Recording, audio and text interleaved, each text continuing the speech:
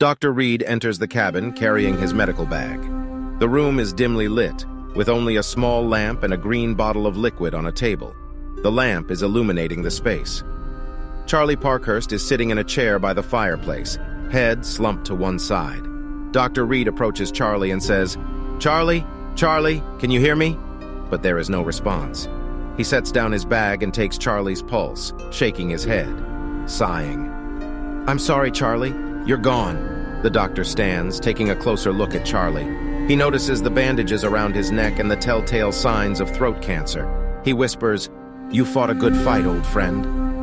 Dr. Reed covers Charley with a blanket and begins to gather his things, pausing for a moment to look at the person he's just lost. He says to himself, "Rest in peace, Charley Parkhurst. Your secrets are safe with you." 1824. New Hampshire. Two young girls, one Caucasian and a little bit plump, and the other a Native American from the Nipmuc Nation, play and giggle. They abruptly stop and run to the white picket fence. A four-horse stagecoach arrives at the orphanage. The drivers jump to the ground. One of the drivers approaches the stagecoach door and opens it. The other climbs onto the roof, grabs two large suitcases and throws them to the ground. He then climbs down. A tall, slim, middle-aged woman of distinction steps out of the carriage, followed by her husband, Mr. Millshark, a short, rotund man who is brushing dust off his attire. They are the new managers of the orphanage, about to implement their evil policies. Later that afternoon, the Millsharks sit in their chairs at the dining room table, whispering to each other with sly grins on their faces. Two of the orphans are clearing the plates from the table. Mr. Millshark takes out two Cuban cigars from his pocket. He offers one to Mrs. Millshark, but she declines. Mr. Millshark lights his cigar and says, "Can you believe it, dear? We're finally the managers of this orphanage."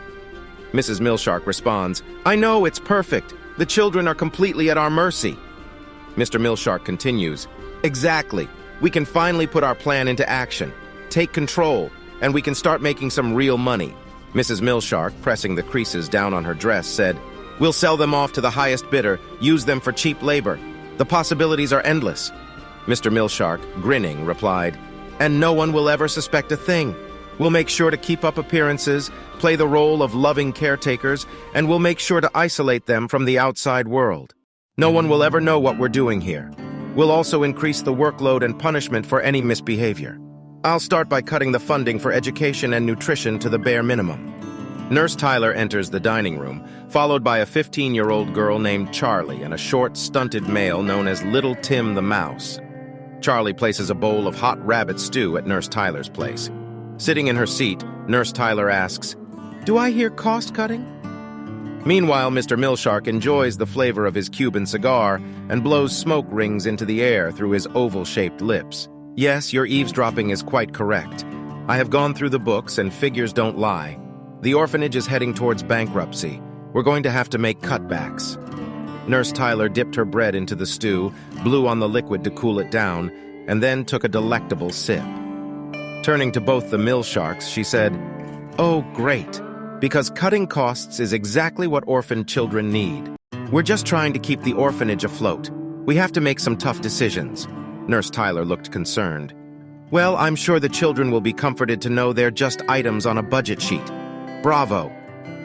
We understand your concerns, but we have to think about the future of the orphanage." "I'm thinking about the future of these children. They've already been dealt a tough hand in life, and now you want to take away the stability and security they've found here? You call that thinking about the future? I call it cruel." "Indeed. That stew was a delight to the senses, was it not? The tenderness of the rabbit meat combined with the savory spices was nothing short of celestial. I dare say it was a repast fit for royalty. But pray to tell the manner in which you procured such succulent fare." Nurse Tyler, turning to Charley with a wry smile on her face. "Charley caught them. Didn't you, Charley?" Charley's eyes flickered from left to right with a slight nervous twitch. Mrs. Millshark twirled the end of her hair and said, "Cat got your tongue, child? Come, tell us how you obtained the game. Charley, my dear child, come here."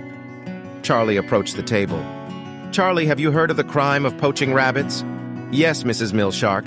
It's the act of catching rabbits that is not legal." "Precisely, Charley, precisely, and I must tell you it is a most heinous offense," leaving Charley in a state of shock. "An offense? How so?" No, Mrs. Millshark, not poaching. Farmer Tanner, who owns the field, has given his permission. He says they are a pest and eat his vegetable garden.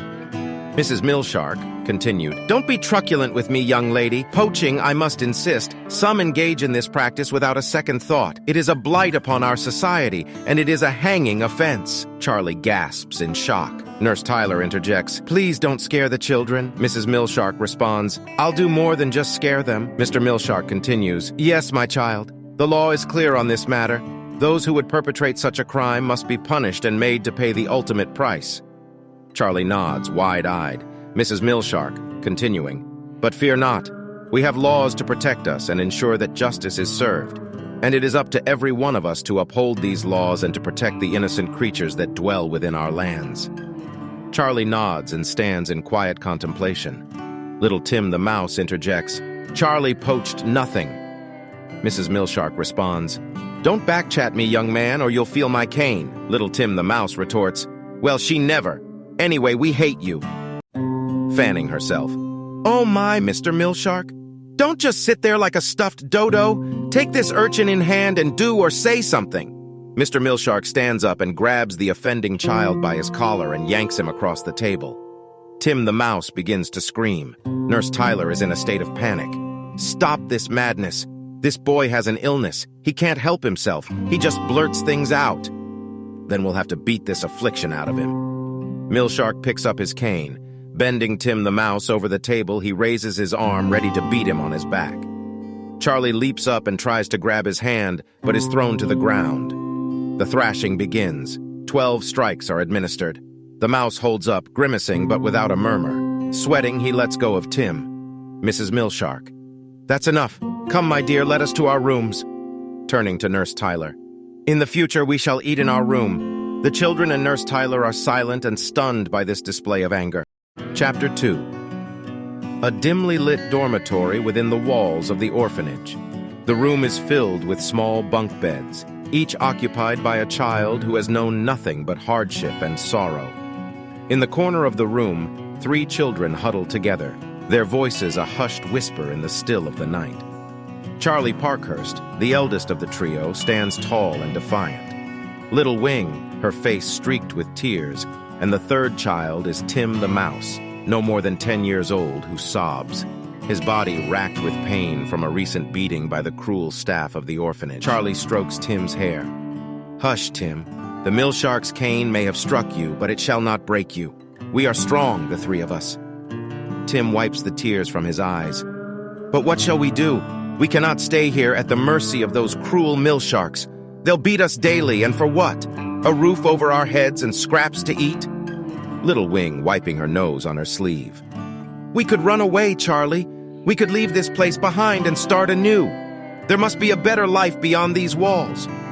Yes, Little Wing, you speak true. But where shall we go? The streets of Worcester are filled with danger. They will not hesitate to come after us. Tim looked down at his feet. I have heard of a place far from here, a place where the sun shines bright and the fields are filled with golden wheat. They say it's called California. California, you say? I have heard of it as well. They say it's a land of opportunity, a place where one can start anew. Perhaps it is the answer to our prayers. Charley was comforting her 2 friends, dreaming of sweet delights, when suddenly she hears a second loud rap upon the glass. With a start, Charley rose from her bed and approached the window with a curious dread. She pulled aside the curtains, her eyes wide with terror, and beheld the face of a young man peering at her with excitement. Joel. It is I, Joel, he said, his voice low and clear. I come with a proposition. I need your help, Charley, to carry out a daring feat. Surprised, Charley replied, Very well. What is it that you propose? I wish for us to sneak out and borrow 2 of the horses. We'll ride into town and go to the fair, Joel explained. Charley was intrigued, and before she knew it, she found herself nodding in agreement to Joel's request. Charley crept along the corridor and through the shadows of the orphanage. Her heart pounded in her chest. She had to be careful, for the Millshark's door was nearby, and she couldn't risk being caught. She could hear the loud snoring of Mrs. Millshark, sounding like some mythical beast with the very bad wind. The moon was obscured by thick clouds, casting eerie shadows that seemed to mimic her every move. At last, Charley arrived at the stables where she found Joel waiting for her, his eyes gleaming in the dark. Joel was an orphan like Charley, but unlike her, he had a mysterious aura about him. Together they saddled the horses and then led them towards the gate. They walked with great care, making sure not to draw attention to themselves. They both mounted and rode off into the night. Charley felt a sense of exhilaration, knowing that she was one step closer to freedom. They both ride up to a stable with a sign, squeaking and banging in the wind. There was some writing on it with some misspelt wording. Park and feed for a day for 25 cents, including oats. The stable hand was in his later years with a gnarled, weathered face and chewing tobacco. Standing up, stretching his back, spitting onto the ground a large wad of brown sludge, he said, "Don't get many black folks round here. What can I do you for?" Charley leaned forward over the horse's neck and asked, "Can you tie the horses for the day?" The stable hand, rubbing the brown sludge into the ground with his boot, replied, "That's 50 cents." Joel took 2 quarters from his pocket and pressed them into the stable hand's hand. He bit the coins and spat before nodding. The stable hand said, 24 hours. If you're not back, I'll assume you're dead, and I'll sell these beasts. Here, have your tickets. The Pinto is number 24 and the gray is 25. Have a good day." Looking around, they noticed a strange steel contraption painted red with gold leaf images on it. The strange sound of hissing steam was coming from its boiler. Charley said eagerly, "What the frick is that? Let's take a closer look, Joel." There was a group of farmers sitting on bales of hay, skeptical expressions on their faces. A well-dressed salesman stood in front of them, holding a wooden model of a steam-powered tractor. The salesman waved his model in the air and exclaimed, "Gentlemen, I am here today to introduce you to the future of farming, the steam tractor."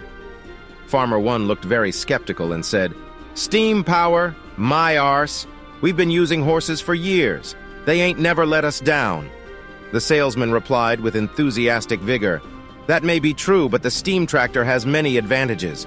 It can plow your fields in half the time and with half the effort. Think of all the time and money you'll save." Ebb Bulch, a grizzled-looking blacksmith, stands beside a horse, a large hammer in one hand. Ebb, in a booming voice, says, "Welcome, welcome, one and all, to a demonstration of the ancient art of horseshoeing."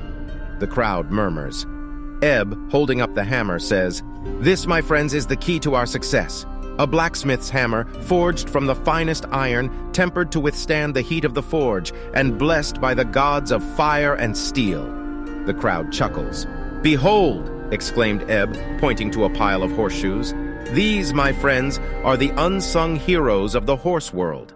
A simple piece of metal, shaped and heated to protect the hooves of our equine companions." Ebb picked up a horseshoe and held it up to the crowd, appearing skeptical. "But you may be asking yourself, how does one shape such a simple piece of metal into a work of art?" The crowd nodded, eager for the answer. "Over there, Joel. It's Wells Fargo. I'm going to become a stagecoach driver someday," said Charley. "No, Charley, they don't recruit girls." "That ain't going to stop me. Let's take a look." 2 Wells Fargo employees, Joe and Bob, stand on a stagecoach in front of a large crowd of Westerners. Joe, pointing his finger skyward, says, "Good afternoon, folks. Are you tired of the same old boring rides on dusty roads? Then look no further. We're Wells Fargo, the stagecoach company that knows how to get you where you need to be in style and comfort." Bob scans the turned-up faces and says, "Let me tell you, our drivers are the best of the best. They're tough as nails, fast as a bronco, and have the steady hands of a gunslinger." Joe picks up his coach gun and locks it. "But we require more drivers. Think you have what it takes? Then come on up and give us a try. The pay's good, the company's even better, and you get to travel the Wild West driving one of our luxurious stagecoaches."